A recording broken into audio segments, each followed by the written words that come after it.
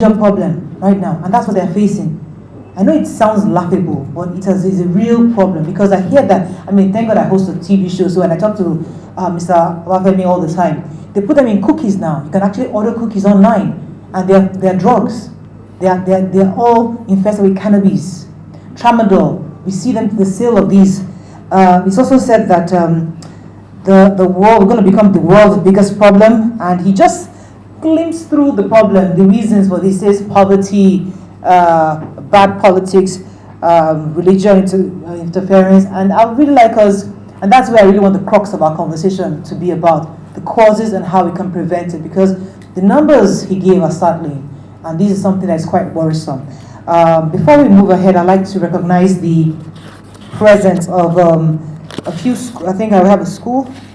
For first, the NSCDC Lagos State Commandant, Emeka Edenabo Douglas Okoro, MSc, AC, MA, and CNA, ably represented by Assistant Commandant Kadiri Olariwaju Ibrahim, and the Public Relations Officer, Lagos Commandant, Assistant Superintendent of Corps, Abulurin Oluwaseun Odumide. And please let's recognize their presence. I also like to recognize the president of Bolade Senior Grammar School. Are you here? Please, thank you very much. Just clap for them. Okay, so for those of you that missed the announcement of our panelists, I'd like to just go through it very quickly. I know I missed it, so I came in a bit late. So I know we have Dr. Martins Osayode Agboye Jisa Initiative. Sir, thank you very much. We have Dr. Adedeji Oyenugas, Social Development Lasso, Society Development Lasso. Mr. Femi Babafemi, NDLA spokesperson. Welcome. You know, I see you on camera, but we never really met, so now I'm seeing you for the first time. Very good. We have Dr. Adeola Majiyagbe, representing Dr. Tony Rapo Freedom Foundation. Welcome, madam. And I think I have Dr. Michael Adadevo, who's a consultant psychiatrist. Welcome, sir. Okay, so we're going to get right into it. I'd like to, as usual, ladies first. So I'm sure you know you're going first. I'll give each of you, I would say 10 minutes, although it says 15 minutes here, but let's start with 10 minutes. It's just to give a presentation because you all individually have experience in this sector and you have some knowledge to share. And I'd like to start with you because we know the Freedom Foundation has done quite a bit of work in rehabilitating a lot of young people in this group. So I'd like you to, I'll give you the 10 minutes to give a short presentation on your findings, what you've seen, how you've seen the drug abuse, what government's response has been, and if the people are even willing to rehabilitate themselves. The specific program that we have is what we call the Houses of Refuge or the House of Refuge, which is basically a rehabilitation facility that goes to rescue, rehabilitate through medical detoxification, treatment, and also what we call what is usually known as wraparound services. So we do a lot of therapy, both on the individual level, group level, family therapy, and of course, at the end of the day, we look for ways to reintegrate these people back into society. More recently, we found out that we need to actually scale up a lot of what we are doing, because one of the things is that most people dealing with drug abuse disorders, their families do not really know what to do. They need access to these services. And then what happens is, even after we've rehabilitated, because the scope of, it is a medical disorder as well, because as we heard, one of the things that happens is that once a person is addicted, even if the person wants to withdraw, the apparent need for the continuation of that, because it has become an addiction, continues to drive that demand. And so we have to deal with that. And so more recently, we have gone into a partnership at the very just a few months ago, and then we launched recently what we called Operation Better Life. And Operation Better Life actually recognizes the socio-ecologic dimensions of this problem. And that's why I'm happy that drug or substance abuse is not just one single thing. It is not just at the level of policy where we want to reduce the supply. It is kind of multifaceted. There are things that are driving it, like the proximal factors of poverty, individual factors, people's ability to be resilient, from undue influence by family, friends that bring these things to them.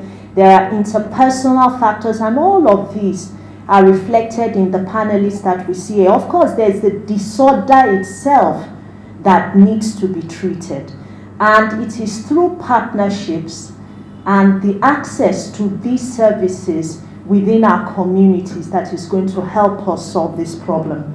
And so in recognition of this multifaceted approach, we have recently launched what we call the Operation Better Life Initiative in Lagos.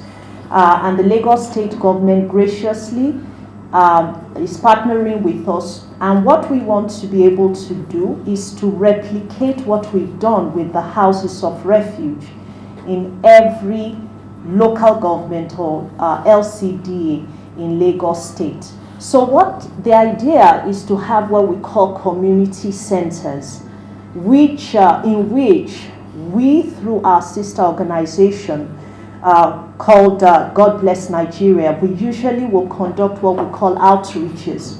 It's also important that we note something. The willingness of people to come out of drug addiction is a factor that determines the success of treatment or whether they will go back or not. And we've also seen that from studies, the emotional grounding of a person, sometimes through awakened spirituality, in this case, through our God Bless Nigeria initiative, when we go rescue them, they become more spiritually aware, and that itself brings a willingness to want to change. So it is not everybody. When we go into these outlets or these let me call them the drug communities and the drug havens, which we do go, it is not everybody that is ready.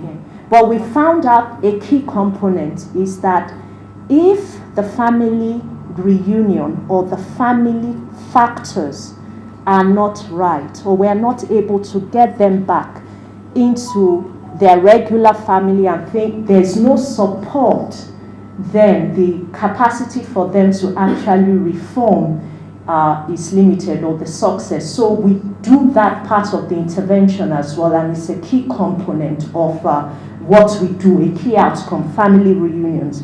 And of course, that takes me to one of the issues around, what is really driving this epidemic. And like we've said, of course, we all know that there are many things that socialize children. Of course, the biggest one is family. And with the breakdown over time of values and the family system, it just gives that gap for children to be unsupervised and unable actually to cope with stress or the undue influence when they are introduced to these things. So that is a key component, and it is something that also needs to be recognized. What are we doing to support the family system as a society? Not just at the level of therapy, but at the level of society. And I'm happy that we're beginning to see some policies at that level talking of simple things like, paternal, in quote, paternal leave these days is happening, not just maternity leave. Flexible systems of work, because why is it happening in the Southwest? Why are we seeing this perhaps in the Southwest? It's also because of the pressure, the commerce. Everybody is out working. Who is taking care of the kids? We cannot keep them in school. It's not, the first socializer is not the school. The first socializing influence is the family, is the mother, is the father. It takes a village. It takes a village to raise a child. But where are those protective influences these days? So we've got to begin to think about what those policies are, because if everybody is forced, not really forced, but by virtue of survival, we have to all go out and the child is absent, the safety nets are disappearing. Of course, a lot of us when we were younger, we had our uncles, our aunties, even though our parents would work, but there was always someone. So that protective influence, when it's no longer there. But even these days, even when you are there in the same room with your child, they're on the internet. You don't know what they're doing.